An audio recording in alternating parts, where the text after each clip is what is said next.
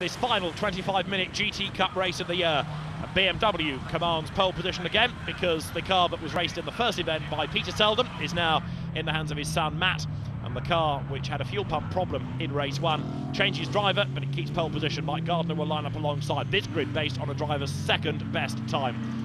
Now, key to all of this is who leads into Paddock Hill Bend. Mike Gardner said after race one that he was absolutely determined to make sure that he led, and it was a brave move round the outside. But Matt Selden is a very rapid driver indeed, so Mike Gardner now might have his work cut out as the lights go out. Matt Selden then hugs the inside line up towards Paddock, breaks a bit later and gets the lead as well for the BMW. Matt Selden leads. In his mirror there's contact, look, because you can see Mike Gardner just bouncing off the side of Howard Spooner in the rear-facing camera, and a car in the background. Richard Denny has lost a tyre after contact as well, going through Paddock for the first time, but it's Matt Selden that leads the way. Gardner second, Spooner third.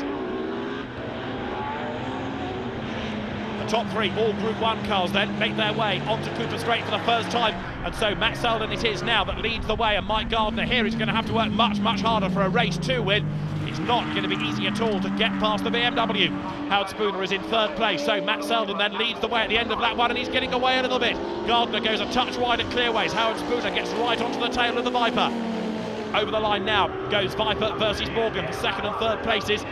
The rest of the field all comes pouring through behind, but Peter Selden's car in the hands of Matt Selden now leading up front.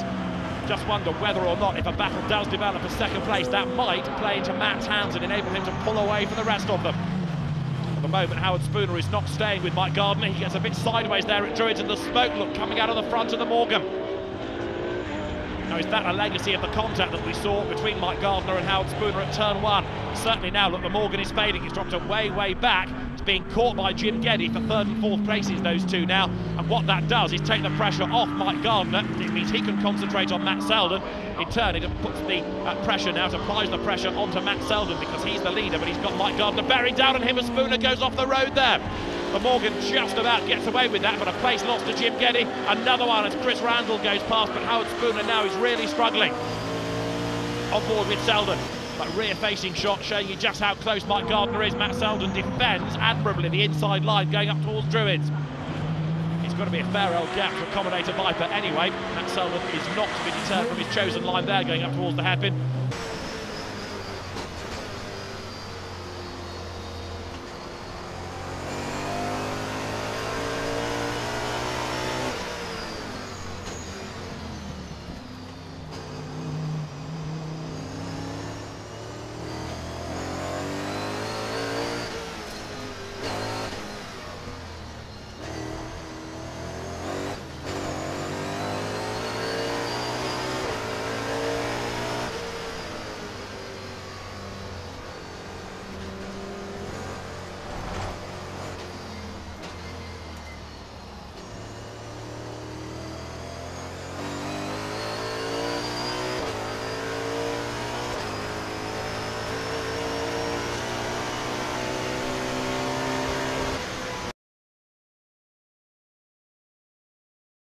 Paddock, Selden versus Gardner. This for the race lead, and the BMW here going great guns for the moment. Mike Gardner up on the outside line into the hairpin. Surely he can't drive all the way around the outside. No, he can't. Matt Selden hangs on to the place then as they drop down towards Graham Hill Bend. The gap is nothing at all between the two of them. The BMW leads the way. Mike Gardner now eyes up a chance, and he does go through on the inside, and the BMW just seemed to hesitate a little bit coming out of the corner.